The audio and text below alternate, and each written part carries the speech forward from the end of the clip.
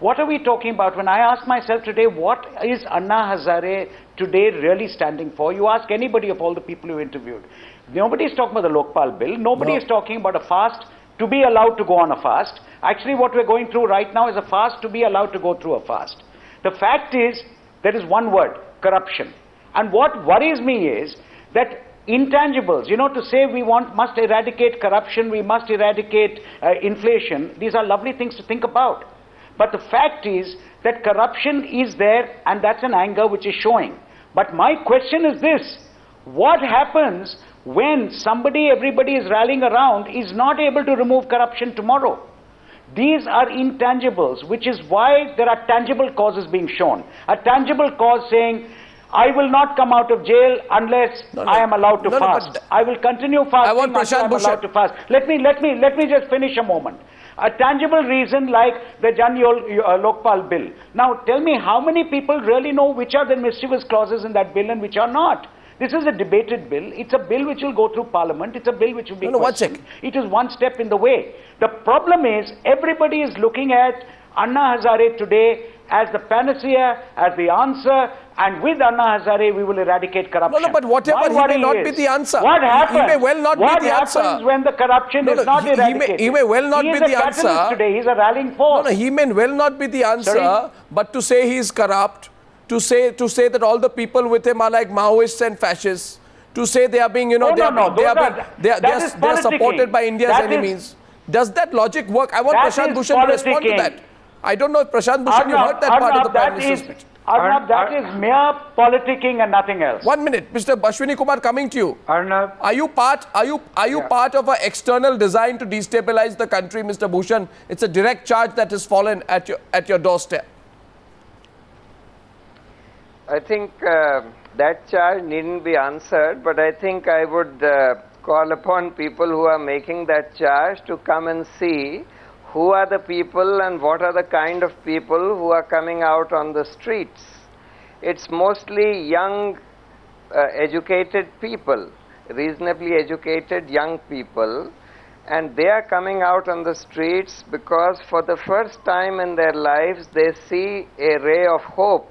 They see the possibility of some real change coming, of some effective law against or effective institution against corruption being set up, and in Anna Hazare they see a person whom they can trust.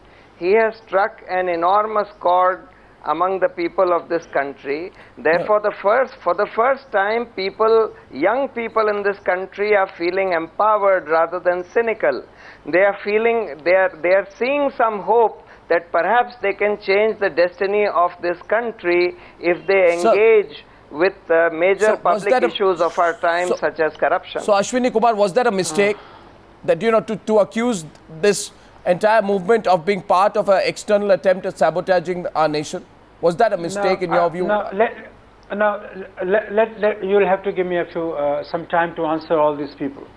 Let me just say this, Arnab, that when the Prime Minister referred to the situation in the country, which he felt, I think, was leading towards a kind of a sense of or perception of political instability, bordering on anarchy, that I think he warned against, he cautioned against. He said the people all over the world recognize the truth of India's growth story, the truth of India marching forward to take its place in the Committee of Nations, and nothing should be done to wreck that or stall that story or that march. I understand, but wasn't the reference in the present context? I don't know.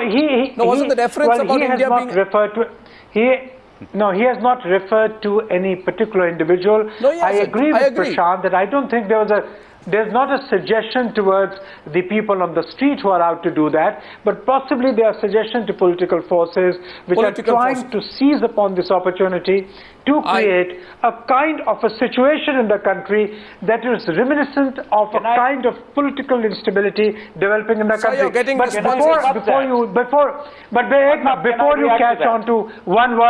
before you catch on to one word here or there, I have to answer my friend Ravi. when I talked about Ravi's language, Ravi, I know you have a much larger vocabulary. I thought you will use at least the different words to express yourself.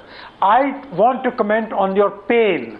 You said that this government does not have pain in its heart for corruption. Need I remind you that you have displayed the kind of pain which the country has seen when it came to Yediyurappa, Madhya Pradesh, Uttaranchal, Coffin Gate, sugar export scam, the petrol pump scam. For heaven's sake, I've included.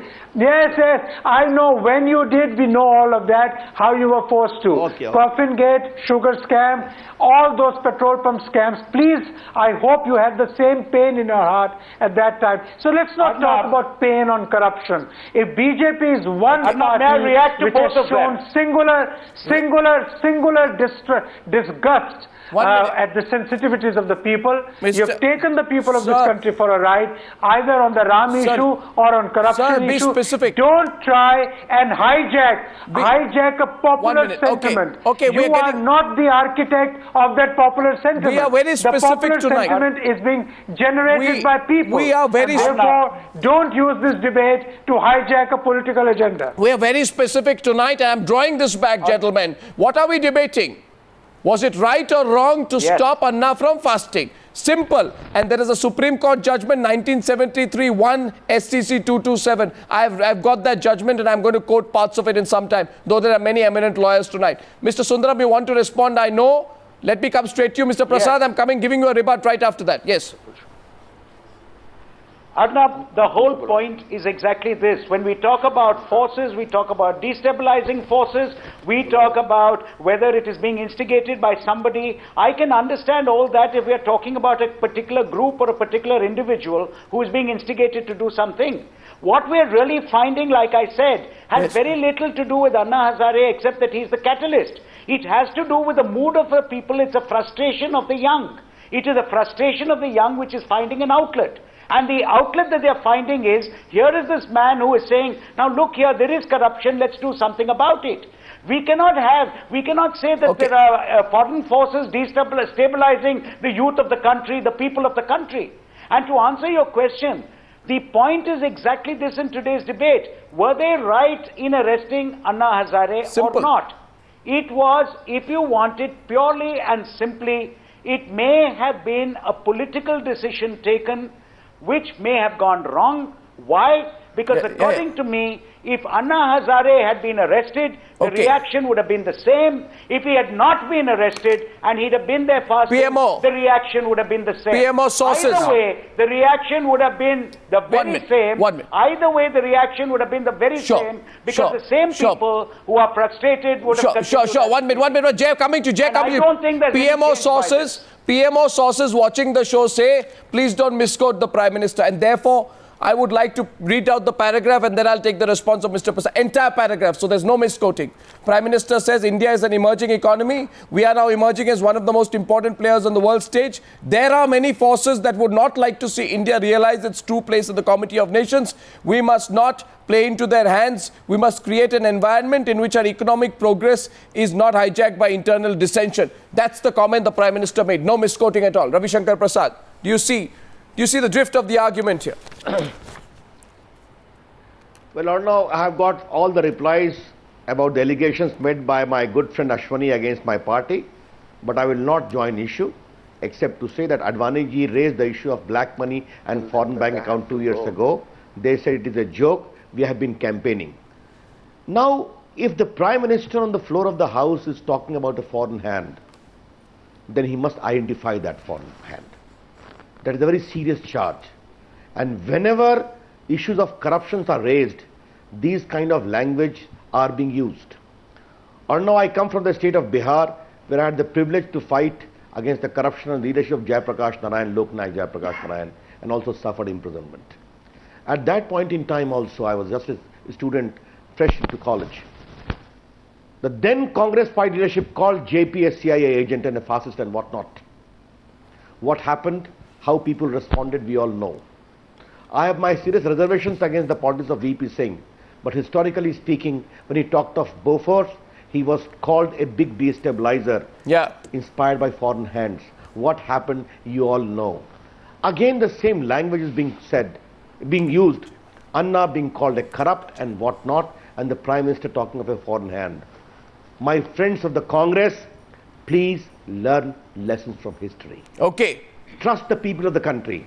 And the people of the country are very wise. They see everything. Yeah, if the Jay. BJP has been exposing corruption, Jay. surely the civil society has also got the right. Yeah. We respect their right. Okay. We don't want to ride piggy back on them. Surely not. Jay. But please don't underestimate and don't give an arrogant reply to the sense of the pain of the people of the country. Okay. Profound distress over corruption. That's what I'm highlighting. Great. And I regret to say the leaders of this government are not appreciating that. Okay. Now we are getting Jay Panda's response. Yes, Jay. Arnab. True. Arnab, let me give you 3 quick points here. The first point is about the foreign hand. Now, obviously, that is a throwback to the bad old days of 30 or 40 years ago. It's a pre-Cold War argument which is no longer relevant. The second point is the main issue of today's debate, which is whether it was right to disrupt Anna Hazare's proposed fast. My answer to that is not just Anna Hazare, but any citizen of India should have the right to pressurize the government in any non-violent way he or she chooses. So I think that right has been interfered with by the government, and that should not have been allowed. And the third point is the crucial one. I wish I could agree with my friend Ashwini Kumar, and I can actually agree with one point he has made. And the point is that he expressed a concern that the opposition was going to run away with this issue, and I think that is the central issue. I think the government has been distracted by the possibility that the opposition may actually take benefit out of this and has lost sight of the main issue of dealing with this agitation. I think that brings us to the principal focus. Is there concern about the political long-term impact? Wrapping up, sir. But yes, Mr. Sundaram, quickly, 10 seconds, yes. Yeah. Arnab, I have to clarify one thing. Everybody talks about the fundamental right, the right of assembly. Let us remember there can be reasonable restrictions. So the moment you bring law into it, you're bringing a totally different factor into it. Sir. The fact is, there can be restrictions. And I insist and I do say that nobody has an absolute right to say, I will go to a public place, I will go with 100,000 people, and I will stay there indefinitely, and I will disrupt everything else, and the police should not interfere. Sir, but the question is, there can be restrictions. We are on the issue of an arrest. We are not on the issue of the conditions. Like I said, we are losing the cause somewhere. We started off as a procession for the purpose of the Lokpal Bill. Lokpal Bill for the purpose of curbing corruption. Today we are having a fast to enable somebody to go on a fast. What is the protest today? The fast is that I should be allowed to go on a fast. Right. I find that we're just going on and on. Let's come down to the basic root cause, which is corruption. And I want to know tangibly how does Mr. Anna Hazare intend to solve that? How can we all solve that problem today? And that's what we have to address. And that's what the people are angry about. Okay. We're running so short of time, and that's why only reason I'm wrapping up tonight. I must thank everyone for coming in. Reasonable restrictions means there's an element of subjectivity in what is reasonable. Is it reasonable to pick up Anna Hazare the way they picked him up? Is it reasonable then to insist on releasing him the way they wanted to release him? Is it reasonable to insist on the restrictions when the man wants to go out? And is this at all a reasonable reaction to a fairly public situation? Back with the Newshour debate number 2 on the Newshour this evening. There has been a massive protest. We're getting you one more news report, and the debate continues on a night when Anna spends night number 2 in Tihar with the Kalmadis and the Rajas and the Kanimoris in a jail where he should not be.